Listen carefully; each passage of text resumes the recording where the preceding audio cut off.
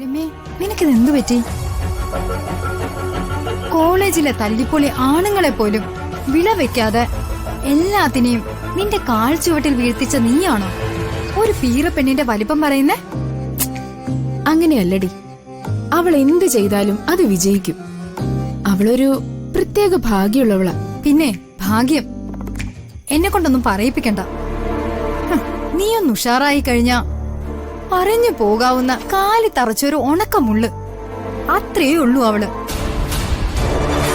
നീ വെറുതെ അവളുടെ മികവ് പറയാതെ അവൾക്കിട്ട് എങ്ങനെ ഒരു പണി കൊടുക്കാന്ന് ആലോചിക്ക്. രാജുവിനെ നീ നിന്റെ ഏതു പ്രായത്തിൽ പ്രേമിച്ചു തുടങ്ങിയതാണെന്ന് എനിക്കറിയാം.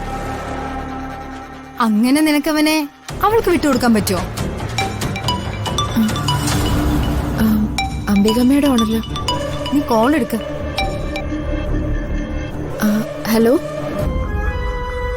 ഹലോ രമ്യേ, പറ അംബിക മേഡം.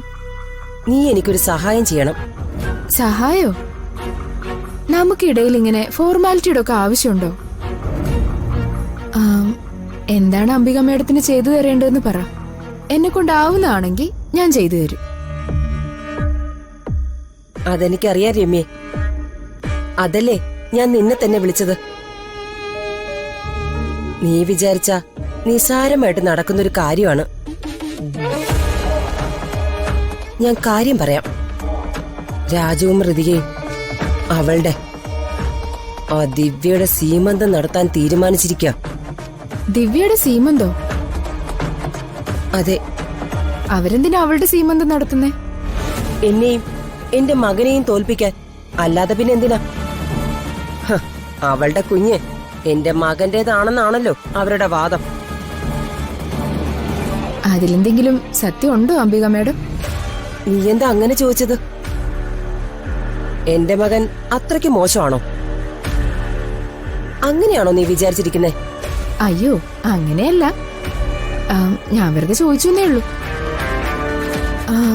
ഞാനെന്താ ചെയ്യേണ്ടതെന്ന് അംബിക മേഡം പറഞ്ഞില്ല.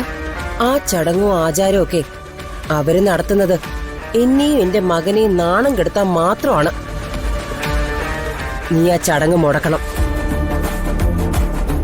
ആ വേലക്കാരി പെണ്ണിന്റെ സീമന്തം നടക്കരുത്. അത്രേ ഉള്ളോ? അത് ഞാൻ ഏറ്റു മാഡം. മാഡം ധൈര്യമായിട്ടിരിക്കും. Thank you രമ്യേ.